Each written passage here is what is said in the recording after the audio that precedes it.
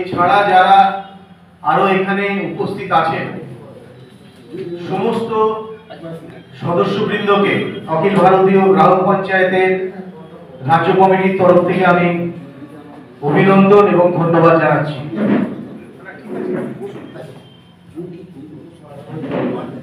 আগামী দিনে এই অখিল ভারতীয় গ্রাম পঞ্চায়েতের টিম আরো বড় হবে এবং যারা আজকে এখানে আছে তাদের মধ্যে অনেকেই এই টিমের সঙ্গে যুক্ত হবে।